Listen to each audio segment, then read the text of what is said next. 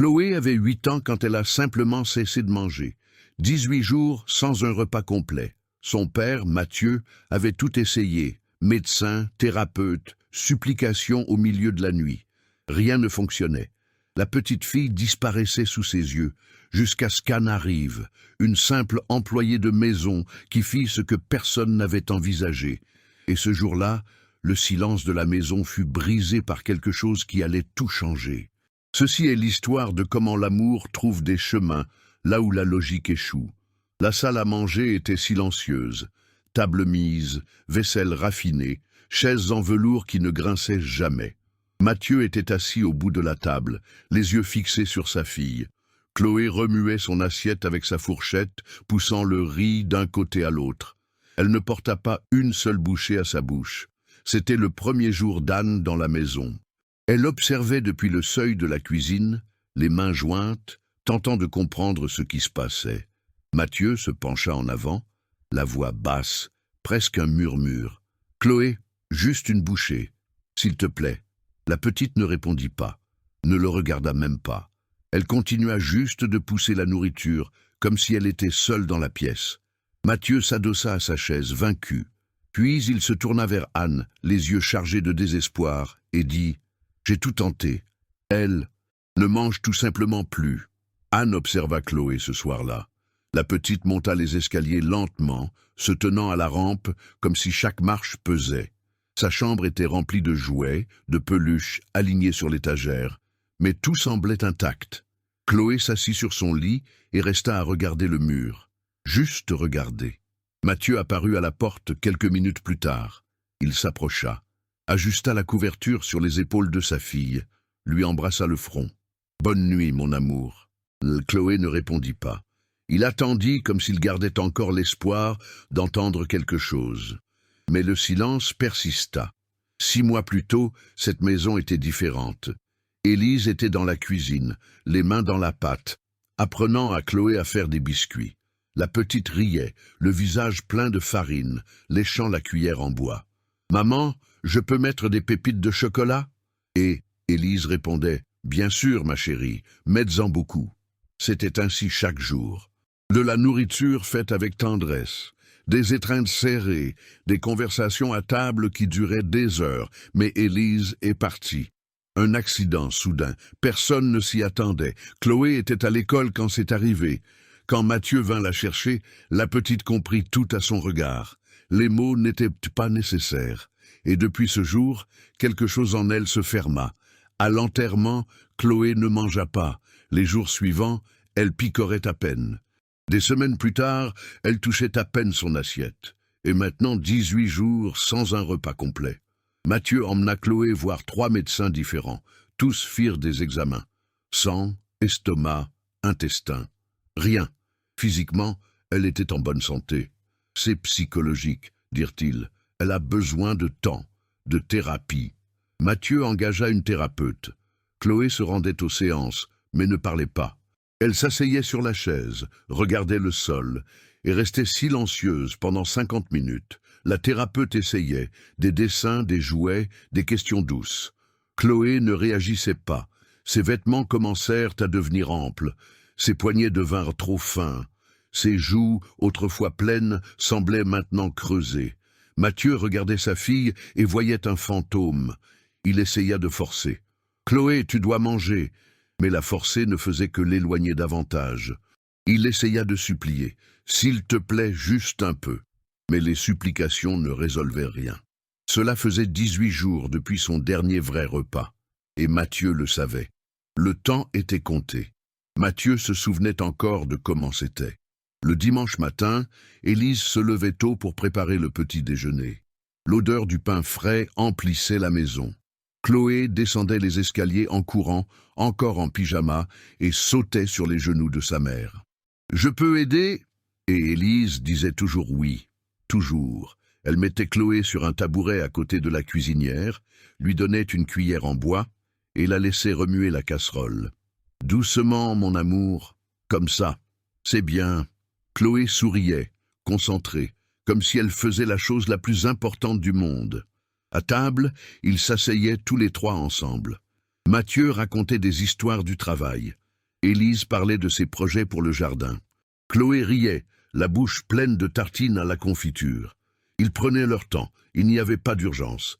C'étaient les moments où Mathieu se sentait complet. Famille, foyer, tout ce qu'il désirait le plus dans la vie était là, à cette table.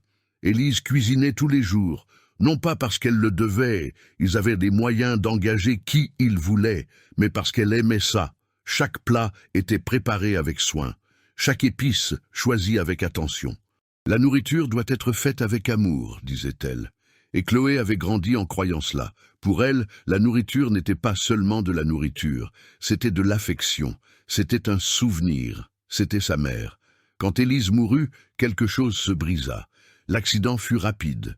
Elle revenait du marché. Une voiture perdit le contrôle. Collision frontale. Les médecins dirent que ça avait été instantané, qu'elle n'avait pas souffert. Mais cela ne soulageait rien. Mathieu apprit la nouvelle au travail. Il laissa tout tomber, se précipita à l'hôpital, mais il était déjà trop tard. Quand il alla chercher Chloé à l'école, il ne put rien dire. Il la serra juste dans ses bras. Et Chloé comprit. À l'enterrement, elle ne mangea pas. Les gens apportaient à manger, essayèrent de la nourrir. « Tu dois manger quelque chose, ma chérie. » Mais Chloé refusait tout. Mathieu pensa que ce n'était que le choc, que le lendemain, elle reviendrait à la normale. Mais elle ne revint pas. La première semaine, elle mangeait juste assez pour ne pas s'évanouir. Des morceaux de pain, un demi-verre de jus, rien de plus. La deuxième semaine, elle commença à refuser même cela. Elle repoussait l'assiette, détournait le visage, disait qu'elle n'avait pas faim. Mathieu essaya de discuter. « Chloé, maman n'aurait pas voulu ça. » Mais elle ne répondait pas. Il essaya de négocier. « Si tu manges, on va au parc. » Mais elle secouait la tête. Il essaya d'implorer.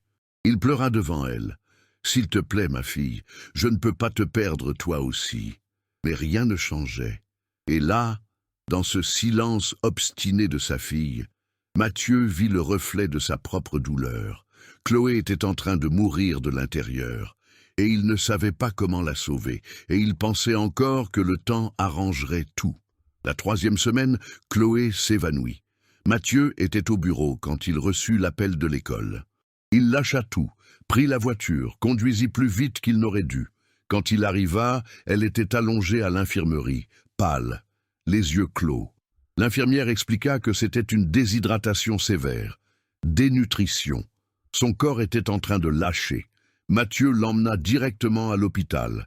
Les médecins firent de nouveaux examens. Cette fois, les résultats étaient alarmants. Poids critique, tension basse, carence en nutriments essentiels. « Monsieur, elle doit être hospitalisée, » dit le médecin. « Si elle ne recommence pas à manger volontairement, nous devrons la nourrir par sonde. » Mathieu regarda Chloé. Elle était réveillée maintenant, mais restait silencieuse. Regardant juste le plafond, ils l'hospitalisèrent le soir même. Chambre privée, murs blancs, odeur de désinfectant. Chloé allongée sur le lit d'hôpital, trop petite pour cet espace. Une infirmière entra avec la sonde nasogastrique, expliqua la procédure d'une voix calme. Chloé ne réagit pas. Elle laissa faire, ne pleura pas, ne se plaignit pas. Elle ferma juste les yeux et tourna le visage vers le mur. Mathieu resta à ses côtés toute la nuit, assis sur la chaise inconfortable, observant la solution nutritive goûter lentement dans le tube. Il ne pouvait pas dormir. Chaque fois qu'il fermait les yeux, il voyait Élise. Il voyait la fille que Chloé était avant. Il voyait tout ce qu'il avait perdu. Et maintenant, il perdait encore plus. Le lendemain matin, quand l'infirmière entra pour vérifier la sonde, Chloé arracha le tube, sans prévenir. Elle tira simplement dessus, le jeta par terre et tourna le dos. L'infirmière appela le médecin. Ils essayèrent de le remettre. Chloé résista. Pas avec force, mais avec un entêtement silencieux qu'il était impossible de vaincre. « Non » fut le seul mot qu'elle prononça. Le premier mot depuis des jours. Les médecins parlèrent à Mathieu dans le couloir. Elle refuse le traitement. Nous ne pouvons pas la forcer indéfiniment. Cela pourrait causer plus de traumatisme. Mathieu se passa la main sur le visage. Alors qu'est-ce que je fais? Le médecin soupira. Continuez d'essayer. Mais si elle ne mange pas de son plein gré dans quelques jours, nous devrons envisager une hospitalisation psychiatrique. Mathieu rentra seul à la maison ce soir-là. La maison était vide, silencieuse. Il erra dans les pièces, essayant de se souvenir de comment c'était avant. Il entra dans la cuisine où Élise passait des heures. Il ouvrit le réfrigérateur, plein de nourriture que personne ne touchait. Il le referma, s'assit à table. Et pour la première fois depuis l'accident, Mathieu pleura. Il pleura jusqu'à ne plus avoir de larmes. Les jours suivants, il essaya tout à nouveau. Il apporta les plats préférés de Chloé à l'hôpital. De la pâte à tartiner, de la pizza, de la glace à la fraise. Elle regardait, mais ne touchait pas. Il acheta des cadeaux. De nouvelles poupées, des livres, des jeux. Elle remerciait d'un signe de tête, mais ne montrait aucun intérêt. Il fit des promesses. « Si tu manges, on part en voyage. Où tu veux. » Chloé secouait juste la tête. La thérapeute de l'hôpital tenta une dernière fois. Une séance d'1 heure. Des questions différentes, de nouvelles approches. Chloé resta assise, serrant un oreiller contre elle, regardant le sol. Elle ne dit pas un mot. Quand la séance fut terminée, la thérapeute sortit et dit à Mathieu « Elle ne veut pas parler de sa mère. Son deuil est bloqué. Et tant qu'il sera bloqué, elle ne mangera pas. » Le 5e jour d'hospitalisation, il y eut un moment d'espoir. Chloé prit une cuillère. Elle regarda l'assiette de soupe que Mathieu avait apportée. Tout le monde dans la pièce retint son souffle. Elle porta la cuillère à sa bouche, goûta, avala. Mathieu faillit sourire, mais Chloé courut aux toilettes, vomit tout. Elle retourna au lit en tremblant, le visage encore plus pâle. « Pardon, papa, murmura-t-elle. Cette nuit-là, Mathieu pensa qu'il était aussi en train de perdre sa fille. Vous êtes-vous déjà senti totalement impuissant face à la douleur de quelqu'un que vous aimez ? Avez-vous déjà essayé d'aider de toutes vos forces, mais rien ne semblait fonctionner ? Ce sentiment de regarder quelqu'un se perdre sans pouvoir l'atteindre, c'est déchirant. Si vous avez déjà vécu cela, ou si vous connaissez quelqu'un qui l'a vécu, répondez « oui » dans les commentaires. Je veux savoir que vous êtes là, que vous comprenez cette douleur. Anne arriva quelques jours après que Chloé fut sortie de l'hôpital. Mathieu l'avait engagée parce qu'il avait besoin d'aide. Quelqu'un pour s'occuper de la maison pendant qu'il essayait de maintenir son travail à flot. Quelqu'un pour être là quand il ne le pouvait pas. Mais Anne n'était pas comme les autres employés qui étaient passés par là. Elle ne forçait rien, elle n'essayait pas de faire parler Chloé. Elle se contentait d'observer. Les premiers jours, Anne s'occupait de la maison en silence. Elle nettoyait, rangeait, préparait des repas que personne ne mangeait. Elle voyait Chloé dans les coins. La petite fille errait dans la maison comme un fantôme, sans but, sans objectif. Parfois, elle s'asseyait sur le canapé et regardait dans le vide. D'autres fois, elle montait dans sa chambre et n'en redescendait plus. Mais Anne remarqua quelque chose. Chaque après-midi, vers 3 heures, Chloé descendait. Elle marchait jusqu'à la cuisine, s'arrêtait à la porte, restait là, immobile, à regarder. Elle n'entrait pas, ne disait rien. Elle regardait seulement, et puis elle retournait dans sa chambre. Le 5e jour, Anne préparait du café quand Chloé apparut à nouveau. Même heure, même position. Anne ne se retourna pas. Elle continua de remuer son café comme si elle ne l'avait pas remarqué. Mais elle demanda, sans la regarder, « Tu restais souvent ici avec ta maman, n'est-ce pas ?» Chloé ne répondit pas, mais elle ne partit pas non plus. Anne attendit, et puis, très bas, Chloé dit « Oui ». C'était le premier mot qu'elle adressait à quelqu'un depuis sa sortie de l'hôpital. Anne se tourna lentement, regarda la petite. « Vous cuisiniez ensemble ?» Chloé hocha la tête. Anne vit quelque chose dans ses yeux. Une douleur profonde, mais aussi de la nostalgie. « Qu'est-ce que vous faisiez ?» Chloé hésita. « Des crêpes, des biscuits, de la soupe. » Sa voix n'était qu'un murmure. Anne s'essuya les mains sur son tablier. Elle s'avança vers la table, tira une chaise, s'assit, regarda Chloé avec calme. « Et si on cuisinait ensemble, comme tu faisais avec elle ?»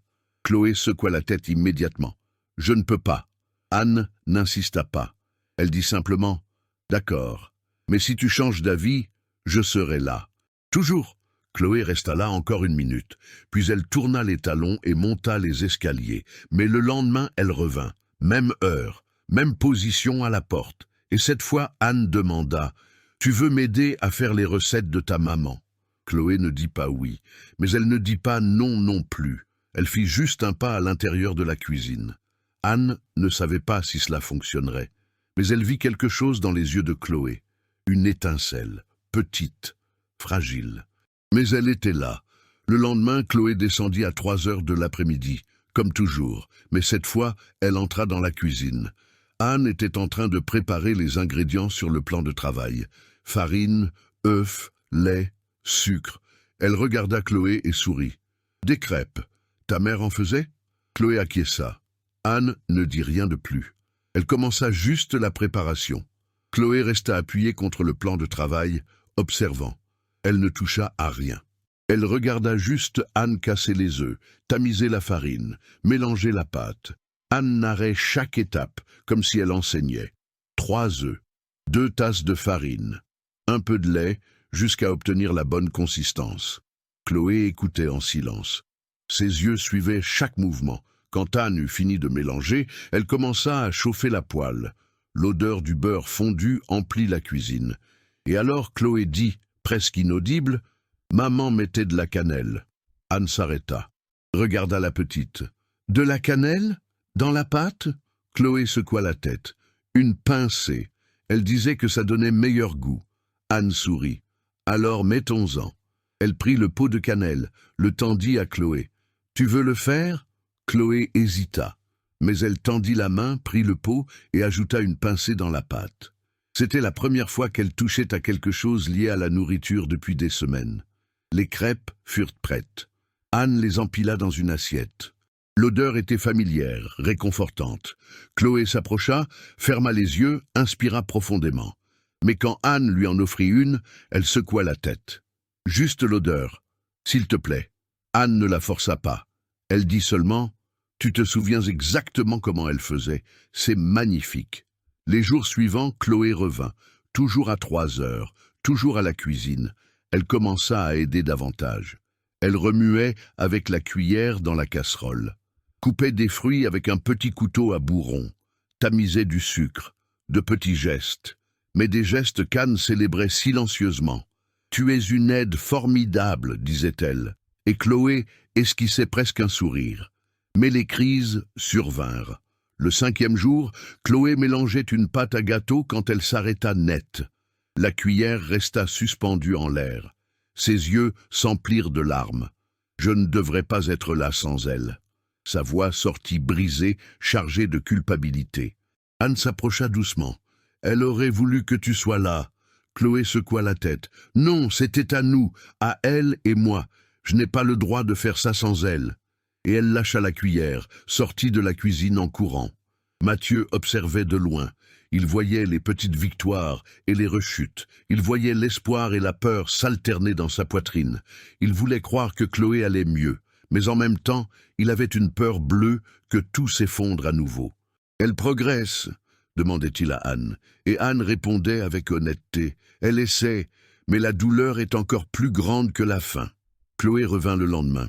Elle présenta ses excuses à Anne. « Excuse-moi d'être partie en courant. » Anne la prit dans ses bras. « Tu n'as pas à t'excuser. La douleur ne demande pas la permission. » Et dans cette étreinte, Chloé pleura. Pas beaucoup, mais assez pour soulager un peu de son fardeau. Elles continuèrent. Anne respectait le rythme de Chloé. Ne la forçait jamais, n'exigeait jamais rien. Elle offrait seulement sa présence, et Chloé peu à peu commençait à s'ouvrir. Elle racontait des histoires. Maman me laissait lécher le saladier. Maman chantait en cuisinant. Maman me faisait de la soupe quand j'étais malade. Chaque souvenir était une porte qui s'ouvrait. Mais manger était encore impossible. Chloé préparait les recettes, sentait les odeurs, remuait, assaisonnait, goûtait l'assaisonnement du bout du doigt. Mais au moment de s'asseoir et de manger, quelque chose la bloquait. C'était comme si chaque bouchée était une trahison. Comme si, en mangeant sans sa mère, elle disait qu'elle n'avait plus besoin d'elle. Et c'était insupportable. Jusqu'à ce qu'un jour, Anne suggère Et si on faisait la soupe, celle que ta mère te préparait quand tu étais malade ?» Chloé resta silencieuse. Puis elle acquiesça. Elles prirent les ingrédients. Carottes, pommes de terre, poulet, aromates. Chloé coupa les légumes. Anne fit revenir les oignons. Ensemble, elles firent la soupe exactement comme la faisait Élise. Quand elle fut prête, Anne servit 2 bols. Elle en plaça un devant Chloé. La petite regarda. L'odeur était exacte, identique. Elle prit la cuillère, mais ses mains tremblaient. Elle leva la cuillère vers sa bouche, mais s'arrêta à mi-chemin. Elle n'y arrivait pas. Elle commença à pleurer. « Je n'y arrive pas. Je veux, mais je n'y arrive pas. » Anne s'assit à côté d'elle. Lui prit la main. Et c'est là, dans ce moment de désespoir, qu'elle dit quelque chose qui allait tout changer. Anne tint fermement la main de Chloé. Elle regarda la petite fille dans les yeux et parla avec un calme qui transperçait toute la douleur. « Sais-tu ce que ta mère voulait plus que tout au monde ?» Chloé secoua la tête, les larmes coulant sur son visage. « Elle voulait te voir heureuse, manger, grandir, vivre. » Chloé sanglota. « Mais elle n'est pas là pour le voir. » Anne serra sa main plus fort. « Bien sûr que si. Elle est dans chaque recette dont tu te souviens, dans chaque épice que tu mets juste comme il faut, dans chaque odeur qui te fait sourire. » Chloé continuait de pleurer. Mais maintenant, elle écoutait. « Ta mère cuisinait parce qu'elle t'aimait. Chaque plat était une étreinte, chaque repas était un « je t'aime ». Anne prit le bol de soupe, le rapprocha de Chloé. « Quand elle te faisait cette soupe, qu'est-ce qu'elle te disait ?» Chloé ferma les yeux. « qu'elle prendrait soin de moi. » Anne acquiesça. « Exactement. Et sais-tu comment tu prends soin d'elle maintenant? En honorant l'amour qu'elle t'a donné, en mangeant, en vivant, en étant heureuse. » Chloé ouvrit les yeux. « Mais ça semble mal. C'est comme si je l'abandonnais. » Anne secoua doucement la tête. « Tu ne l'abandonnes pas. Tu l'emmènes avec toi. Chaque fois que tu cuisines ces recettes, elle est là. Chaque fois que tu manges et que tu sens le goût, elle est là. » Elle posa la main de Chloé sur sa propre poitrine. « Elle n'est pas vraiment partie, mon amour. Elle est ici et dans la nourriture, dans l'affection qu'elle a mise dans chaque plat. Quand tu manges, tu ne l'oublies pas, tu la célèbres. » Chloé resta immobile un long moment, regardant le bol. La soupe qu'elle avait elle-même aidé à préparer. La soupe qu'Élise faisait dans les jours difficiles. L'odeur montait, familière, accueillante. Et pour la première fois, Chloé ne ressentit pas de culpabilité. Elle ressentit une connexion. Elle prit la cuillère. Ses mains tremblaient encore, mais c'était différent. Ce n'était pas de la peur, c'était du courage qui se formait. Elle plongea la cuillère dans la soupe, la porta à sa bouche, et elle mangea. La première bouchée descendit lentement. La saveur explosa dans sa bouche. Carottes, pommes de terre, poulet, les assaisonnements exacts. C'était comme si Élise était là. Chloé ferma les yeux. Les larmes continuaient de couler, mais elles étaient différentes. Ce n'étaient pas des larmes de douleur. C'étaient des larmes de retrouvailles. Elle prit une autre cuillerée, et une autre. Mathieu apparut à la porte de la cuisine à ce moment-là. Il descendait chercher de l'eau quand il entendit des voix. Il s'arrêta, vit la scène. Chloé qui mangeait, Anne à côté d'elle, la main sur son épaule. Il sentit ses jambes flageoler. Il s'appuya contre l'encadrement de la porte. Et il pleura, en silence, pour ne pas interrompre. Chloé continua de manger, doucement. Chaque cuillerée était un acte d'amour, un souvenir, une promesse. Elle ne trahissait pas sa mère. Elle honorait ce qu'elle désirait le plus, la voir vivre. Quand elle termina la moitié du bol, elle s'arrêta, regarda Anne. « Merci. » Sa voix était fatiguée, mais il y avait quelque chose de nouveau en elle. La paix. Mathieu entra dans la cuisine. Chloé le vit, et pour la première fois depuis des mois, elle sourit. Ce fut un sourire petit, tremblant, mais réel. Il s'agenouilla à côté d'elle, la serra dans ses bras. « Je t'aime tant », murmura-t-il. Et Chloé répondit en écho. « Moi aussi, papa. » Elle n'avait pas besoin d'oublier sa mère pour vivre. Elle avait besoin de se souvenir pourquoi sa mère voulait qu'elle vive. 3 mois plus tard, la maison avait retrouvé des sons. Chloé descendait les escaliers tous les après-midi. Plus comme un fantôme, mais d'un pas léger, presque joyeux. Elle entrait dans la cuisine et trouvait Anne qui préparait le dîner. « Je peux aider ?» Et Anne disait toujours oui, comme le faisait Élise. Chloé était différente. Son visage avait repris des couleurs, ses joues s'étaient remplies, ses poignets n'étaient plus aussi fins, ses vêtements lui allaient à nouveau. Les médecins dirent qu'elle avait atteint le poids idéal pour son âge. Mathieu pleura de soulagement en entendant cela. Mais ce n'était pas seulement le corps qui avait changé, c'était l'éclat dans ses yeux, le sourire qui apparaissait plus fréquemment, la voix qui n'hésitait plus autant. Chloé revenait. Ce n'était pas la même petite fille qu'avant, car la douleur transforme, toujours, mais elle était vivante, et c'était tout. Dans la cuisine, Chloé portait le tablier qui avait appartenu à Élise. Anne l'avait gardé pendant des mois, sans savoir quoi en faire. Mais un jour, Chloé le demanda. « Je peux le mettre ?» Et Anne le lui donna avec un sourire. Le tablier était trop grand. Il traînait par terre. Mais Chloé s'en moquait. Elle disait que quand elle le portait, elle sentait que sa mère était proche. Elles cuisinaient ensemble presque tous les jours. Crêpes, biscuits, soupe, gâteaux, toutes les recettes qu'Élise faisait. Chloé les connaissait toutes par cœur, et chaque jour, elle ajoutait quelque chose de nouveau. « Je crois que je vais mettre du zeste de citron cette fois. » Dan l'encourageait. « Ta mère adorerait cette idée. » À table, les choses avaient aussi changé. Mathieu, Chloé et Anne dînaient ensemble. Il y avait des conversations, des rires contenus, des histoires de la journée. Chloé parlait de l'école, des amis qu'elle avait recommencé à voir. Mathieu parlait de son travail, mais avec moins de tension. Et Anne écoutait tout, participait, faisait partie. Avant chaque repas, Chloé avait un petit rituel. Elle fermait les yeux un instant, les mains jointes. Et elle murmurait tout bas toujours les mêmes mots. « Merci, maman, de m'avoir appris à cuisiner, de m'avoir appris à aimer. » Puis elle ouvrait les yeux et commençait à manger. Anne resta, pas comme une employée, mais comme un membre de la famille. Parce que parfois, la famille n'est pas seulement une question de sang. C'est ceux qui restent, ceux qui comprennent, ceux qui vous apprennent que la douleur ne doit pas être la fin. Chloé n'oublia pas la douleur.